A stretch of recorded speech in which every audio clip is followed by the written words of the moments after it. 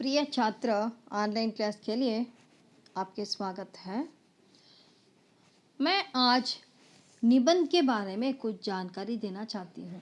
व्याकरण के एक भाग है निबंध, और निबंध के बारे में कुछ जानकारी देते हुए वन महोत्सव निबंध का कुछ विश्लेषण करना चाहती हूँ, यानी जानकारी देना चाहती हूँ। यानी पहले ये समझना चाहिए कि निबंध की परिभाषा, निबंध अर्थ ಏನು, ನಿಬಂಧನ ಯಾವುದನ್ನು ನಿಬಂಧ ಅಂತ ಕರೀತಾರೆ. ನಿಬಂಧ का मतलब है ಪ್ರಬಂಧ. ಸೊ ನಿಬಂಧಕ್ಕೆ ಅಂಗ ಅಂದರೆ ನಿಬಂಧದ ಕೆಲವು ಅಂಗಗಳು ಯಾವುದು, ಪ್ರಮುಖ ಅಂಗಗಳು ಯಾವುದು, ಯಾವುದಾದ್ಮೇಲೆ ಯಾವುದು, ಯಾವ ಭಾಗಗಳು ಅಂತ ತಿಳ್ಕೊಳ್ಳೋಣ. निबंध की परिभाषा: निबंध किसी एक विषय वचनों को क्रमबद्ध रूप से सुंदर और सुबोध भाषा लिपि रचना को ही निबंध कहते हैं. ಯಾವುದೋ ಒಂದು ವಿಷಯವನ್ನು ತಗೊಂಡು ಕ್ರಮಬದ್ಧ ರೀತಿಯಲ್ಲಿ ಸುಂದರವಾಗಿ ಸುಬೋಧ್ ಎಲ್ಲರಿಗೂ ಅರ್ಥ ಆಗೋ ರೀತಿಯಲ್ಲಿ ಒಂದು ಗದ್ಯ ರೂಪದ ರಚನೆಯೇ ಭಾಷಾ ಲಿಪಿಯನ್ನೇ ಇಲ್ಲಿ ನಿಬಂಧ ಅಂತ ಕರೀತಾರೆ. ನಿಬಂಧಕ್ಕೆ 3 ಪ್ರಮುಖ ಅಂಗ ಹೋತೆ हैं. ನಿಬಂಧಿಗೆ ಮುಖ್ಯವಾಗಿ 3 ಅಂಗಗಳು, ಅಂದರೆ 3 ಭಾಗಗಳು. ಭೂಮಿಕಾ, ಮೊದಲನೇ ಭಾಗ ಒಂದು ಭೂಮಿಕಾ, ಯಾವುದೇ ವಿಷಯವನ್ನು ಯಾವ ರೀತಿ ಪ್ರಸ್ತಾವನೆ ಮಾಡಬೇಕು. और दूसरा भाग है विस्तार, ಅಂದರೆ विस्तार का मतलब है विवरण.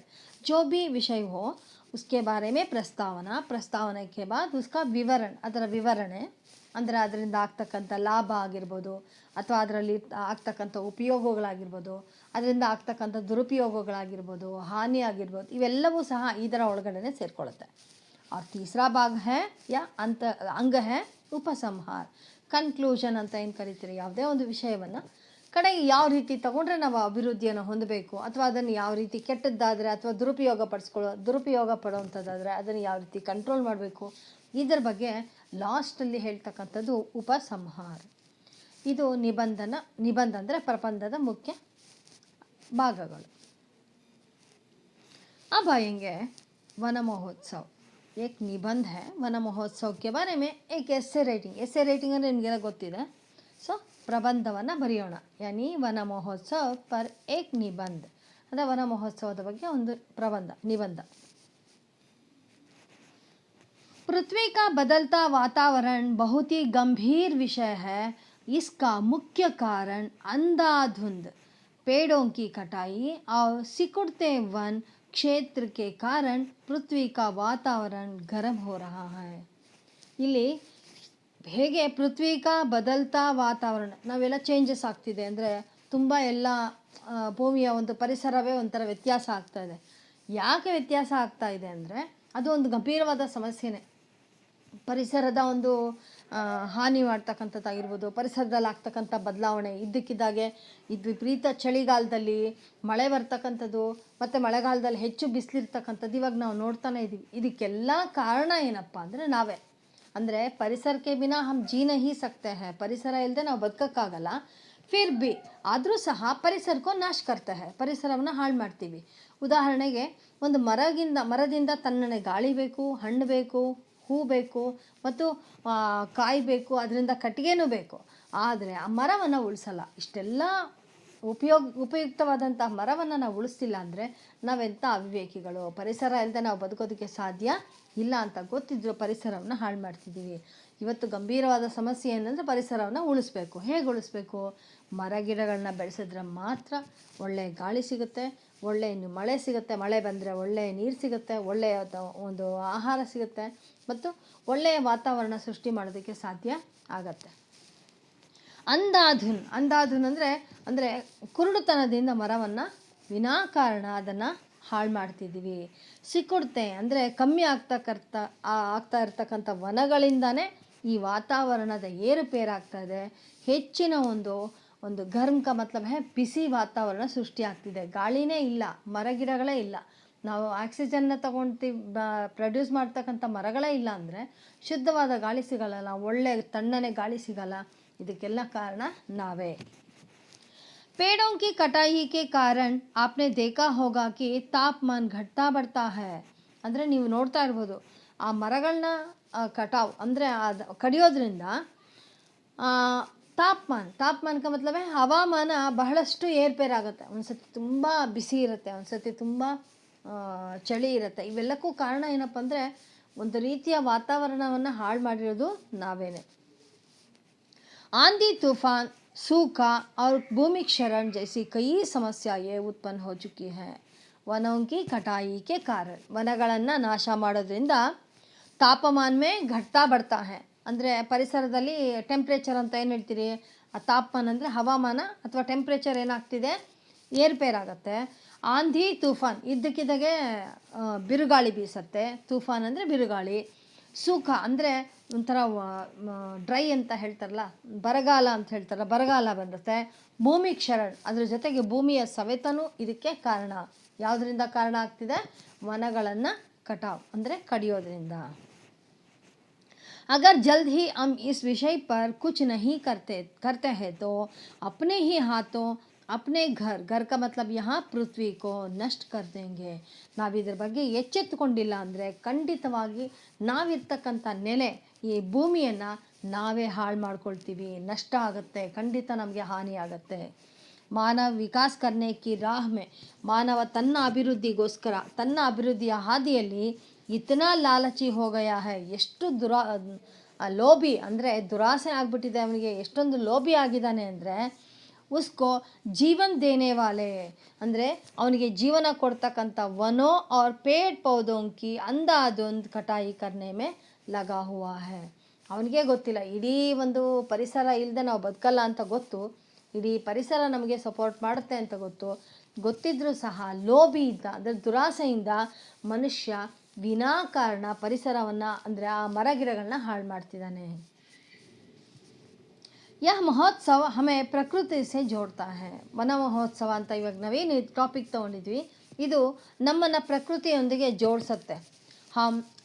यह हमें याद दिलाता है कि हे मानव वनों के बिना तेरा कल्याण नहीं है. ಅದು ಎಚ್ಚರಿಕೆ ಕೊಡ್ತಾ ಇದೆ. ಯಾವುದು? ವನ ಮಹೋತ್ಸವ ಅಂತ ಮಾಡೋ ಉದ್ದೇಶ ಏನಪ್ಪ ಅಂದರೆ ಜನಗಳಲ್ಲಿ ಅವೇರ್ನೆಸ್, ಎಚ್ಚರಿಕೆ ಮೂಡಿಸ್ತಕ್ಕಂಥದ್ದು.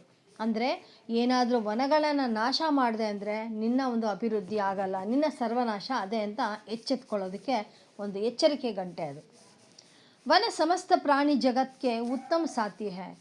ಈ ವನ ಸಂಪತ್ತು ಅನ್ನೋದು ಪ್ರಾಣಿ ಜಗತ್ತಿನ ಉತ್ತಮ ಸಾಥಿ, ಒಳ್ಳೆಯ ಒಂದು ಫ್ರೆಂಡ್. ಎಲ್ಲಿ ಗಿಡಮೂಲಿಕೆಗಳು ಮತ್ತು ಮರಗಿಡಗಳಿರುತ್ತೆ ಅಲ್ಲಿ ಮನುಷ್ಯ ಬಹಳ ಸುಭಿಕ್ಷವಾದ ಜೀವನವನ್ನು ಮಾಡಬಲ್ಲ. ವೃಕ್ಷೋं का समूह जो कि वन कहलाता है. वृक्षों के समूह को ही क्या कहते हैं?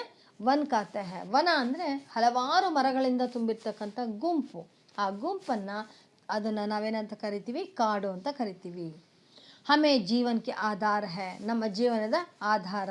जो वर्षा होना हो, पेड़ पौधों की ज़रूरत है. शुद्ध गाड़ी होना चाहिए तो पेड़ पौधों की ज़रूरत है. फल धान हो, पेड़ पौधों की ज़रूरत है. ये सभी देने वाले पेड़ों को हम रक्षा करना बहुत ही ज़रूरी है. ಅವೆಲ್ಲವನ್ನು ಕೊಡ್ತಕ್ಕಂಥ ಮರಗಳನ್ನು ರಕ್ಷಣೆ ಮಾಡೋದು ನಮ್ಮ ಆದ್ಯ ಕರ್ತವ್ಯ. वृक्षों के बदौलत ही हमारी धरती भरी भरी है. ಅಂದರೆ ಆ ವೃಕ್ಷಗಳು ತುಂಬಿರೋದ್ರಿಂದಾನೇ ನಮ್ಮ ಇಡೀ ಒಂದು ಪರಿಸರ, ಒಂದು ಪೃಥ್ವಿ, ಭೂಮಿ ಹಸಿರು ತುಂಬಿರ್ತಕ್ಕಂಥದ್ದು. ಮರಗಿಡಗಳೇ ಇಲ್ಲ ಅಂದರೆ ಏನೂ ಇಲ್ಲ, ಬೋಳಾಗುತ್ತೆ. ಉದಾಹರಣೆಗೆ ಕೋಲಾರಲ್ಲಾಗಿದೆ ನೋಡಿ, ಈಗ ನಮ್ಮ ಕಣ್ಮುಂದೆನೇ ಕಾಣಿಸ್ತಿದೆ.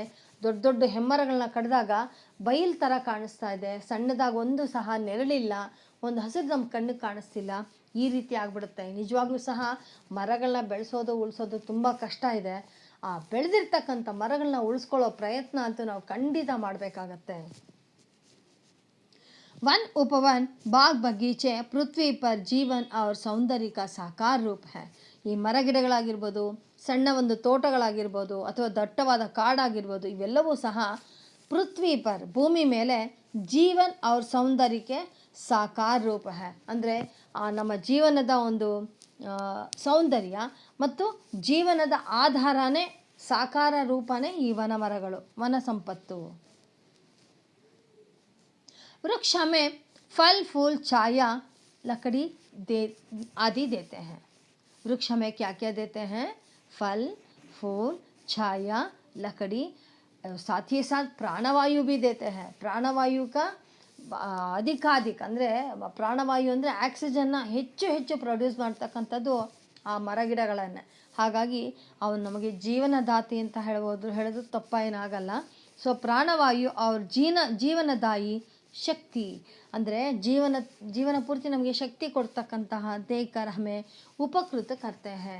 ನಮಗೆ ಅದು ನಮಗೆಲ್ಲವನ್ನು ಅಂದರೆ ಮರಗಿಡದಿಂದ ನಮ್ಗೆ ಏನೇನು ಸಿಗುತ್ತೆ, ಹಣ್ಣು ಸಿಗುತ್ತೆ, ಹೂ ಸಿಗುತ್ತೆ, ಕಾಯಿ ಸಿಗುತ್ತೆ, ಲಕಡಿ ಅಂದರೆ ಸೌದೆ ಸಿಗುತ್ತೆ, ಜೊತೆಗೆ ನೆರಳು ಸಿಗುತ್ತೆ.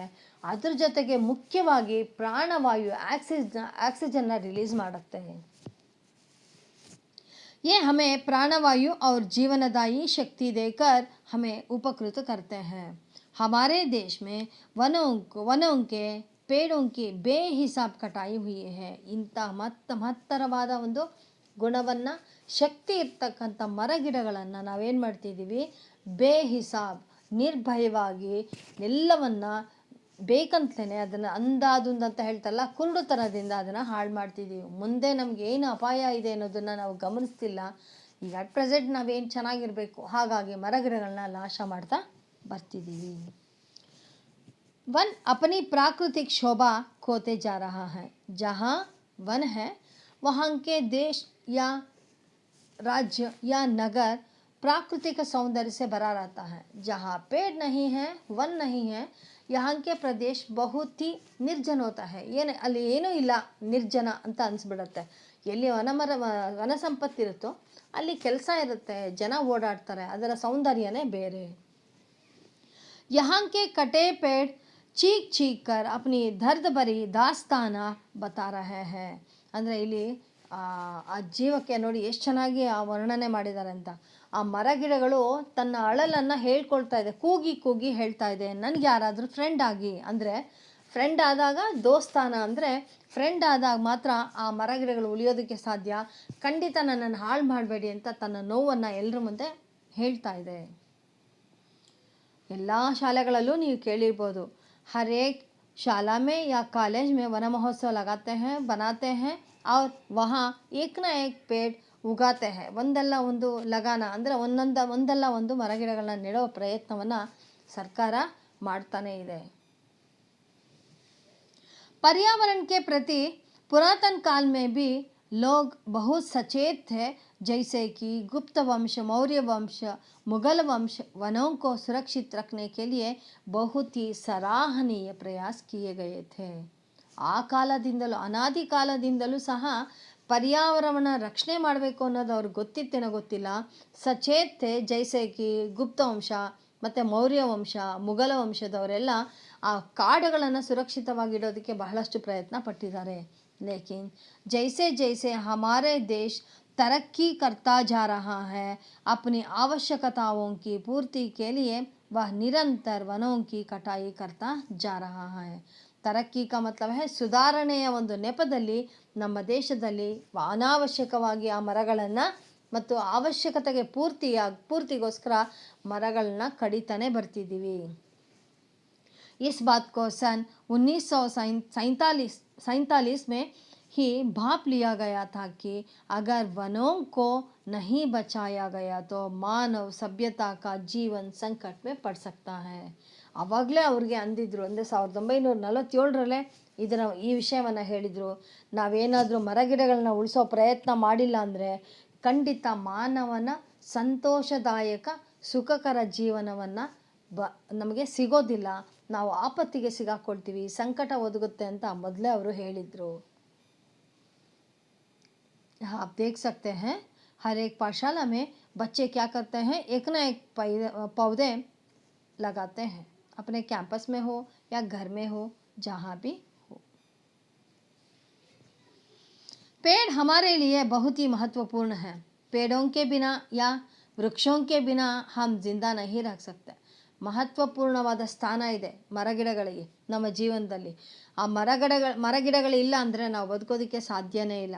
ಯಾಕೆಂದರೆ ಪ್ರಾಣವಾಯು ದೇನೆ ಕಿ ಜೀವನದಾತ ಹೇ ಯೇ ಪೇಡ್. ಅಂದರೆ ಪ್ರಾಣವಾಯು ಅಂದರೆ ಆಕ್ಸಿಜನ್ನ ರಿಲೀಸ್ ಮಾಡ್ತಕ್ಕಂಥ ಶಕ್ತಿ ಇರೋದು ಆ ಗಿಡಮರಗಳ ಹಸಿರು ತುಂಬಿರ್ತಕ್ಕಂಥ ಗಿಡಮರಗಳಿಗೆ ಮಾತ್ರ. ಹಾಗಾಗಿ ಅದಿಲ್ಲದೆ ನಾವು ಬದುಕೋದಕ್ಕೆ ಸಾಧ್ಯ ಇಲ್ಲ.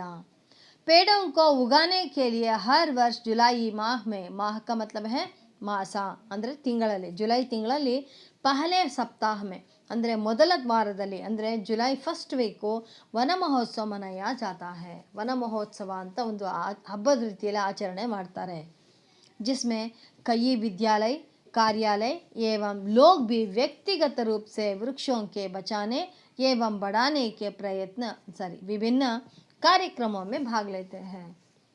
ಅಂದರೆ ಈ ವನ ಮಹೋತ್ಸವದ ಮುಖ್ಯ ಉದ್ದೇಶ ಏನಪ್ಪ ಅಂದರೆ ಆ ದಿನ उस दिन वह क्या करते हैं, विद्यालय में हो, कार्यालय में हो, ಕಾಲೇಜೋ में हो या ವ್ಯಕ್ತಿಗತ ರೂಪ से ಅಂದರೆ ಪರ್ಸ್ನಲ್ ಆಗಾದ್ರೂ ಪರವಾಗಿಲ್ಲ, ತಮ್ಮ ಕ್ಯಾಂಪಸಲ್ಲಿ ತಮ್ಮ ಮನೆ ಕಾಂಪೌಂಡಲ್ಲಿ ಆಗಿರ್ಬೋದು, ಸ್ಕೂಲ್ ಕ್ಯಾಂಪಸಲ್ಲಿ ಆಗ್ಬೋದು, ಅಥವಾ ಕಾಲೇಜ್ ಕ್ಯಾಂಪಸಲ್ಲಿ ಆಗ್ಬೋದು, ಅಥವಾ ದೊಡ್ಡ ದೊಡ್ಡ ಆಫೀಸ್ಗಳ ಒಂದು ಕಾಂಪೌಂಡಲ್ಲಿ ಆಗಿರ್ಬೋದು, ಏಕನ ಏಕ ವೃಕ್ಷ ಲಗಾನೇಕೆ ಅಂದರೆ ಒಂದಲ್ಲ ಒಂದು ಮರವನ್ನು ನೆಡುವ ಪ್ರಯತ್ನ ಮಾಡ್ತಿದ್ದಾರೆ. लगाने के प्रयत्न करते हैं.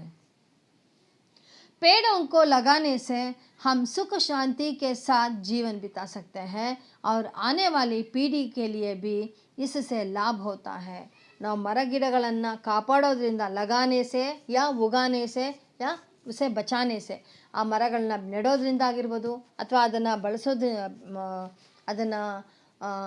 ಬೆಳೆಸೋದ್ರಿಂದ ಆಗಿರ್ಬೋದು, ಅದರಿಂದ ಏನಾಗುತ್ತೆ ಅಂದರೆ ಹಮಾರೇ ಜೀವನ್ ಭಿ ಸುಖ और ಶಾಂತಿ ಸೇ ರಹ ಸಕ್ತೆ ಹೈ. ಸಾಥ್ ಹಿ ಸಾಥ್ ಜೊತೆಗೆ ಆನೆ ವಾಲಿ ಪೀಳಿ, ಮುಂದೆ ಬರ್ತಕ್ಕಂಥ ಪೀಳಿಗೆಗೂ ಸಹ ಇದು ಲಾಭ. ಯಾಕೆಂದರೆ ಅವರಿಗೂ ಸಹ ಗಾಳಿ ಬೇಕು, ಅವರಿಗೂ ಸಹ ನೀರು ಬೇಕು, ಅವರಿಗೂ ಸಹ ದವಸ ಧಾನ್ಯಗಳು ಬೇಕು. ಇವೆಲ್ಲ ಬೇಕು ಅಂದರೆ ನಾವು ಅದನ್ನು ಉಳಿಸೋ ಪ್ರಯತ್ನ ಖಂಡಿತ ಮಾಡಬೇಕು. ನಮಗೂ ಸುಖ ಸಿಗುತ್ತೆ, ಮುಂದೆ ಬರ್ತಕ್ಕಂಥ ಒಂದು ಪೀಳಿಗೆಗೂ ಸಹ ನಾವು ಕೊಡ್ತಕ್ಕಂಥ ನಿಧಿ ಅಂದರೆ ಆ ಒಂದು ವನ ಸಂಪತ್ತು. वन महोत्सव के जरिए ही सही पर इस दौरान कई लोगों द्वारा पौधों को लगाया जा सके, जिससे इनकी संख्या में वृद्धि होती है. ಅಂದರೆ ಮುಖ್ಯ ಉದ್ದೇಶ ಏನಪ್ಪ ಅಂದರೆ ವನ ಮಹೋತ್ಸವಕ್ಕೆ ಮುಖ್ಯ ಉದ್ದೇಶ ಉನ್ಕೆ ಜರಿಯೆ ಉನ್ಕೆ ದ್ವಾರ ಹಿ ಸಹಿ ಪರ್ ಇಸ್ ದೌರಾನ್ ಅಂದರೆ ಸರಿಯಾದ ಸಮಯಕ್ಕೆ ಸರಿಯಾದ ಸ್ಥಳದಲ್ಲಿ ಆ ಒಂದು ದೌರಾನ್ ಕೈ ಲೋಗೋನ್ ದ್ವಾರ ಹಲವಾರು ವ್ಯಕ್ತಿಗಳ ಮುಖಾಂತರ ಪೌಧೋಂಕೋ ಲಗಾಯ ಜಾ ಸಕೆ ಅಂದರೆ ಹಲವಾರು ವ್ಯಕ್ತಿಗಳಿಂದ ಆ ಒಂದು ಮರಗಿಡಗಳನ್ನು ಉಳಿಸೋ ಅಥವಾ ನೆಡುವ ಪ್ರಯತ್ನ ಮಾಡಿದ್ರೆ ಜಿಸ್ಸೆ ಅದರಿಂದ ಇನ್ಕಿ ಸಂಖ್ಯಾ ಯಾನಿ ಪೇಡೋಂಕಿ ಸಂಖ್ಯಾ ವೃದ್ಧಿ ಹೋತಿ ಹೈ.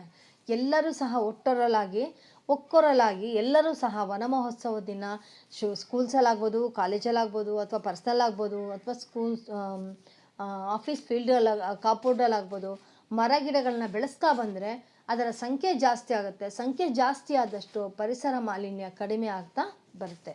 मुख्य उद्देश्य अदे. धन्यवाद छात्रों. मैं समझती हूँ आप इस पाठ का यानी इस निबंध का पाठ नहीं गद्य रूप यानी इस गद्य रूप निबंध को समझ लिए होंगे.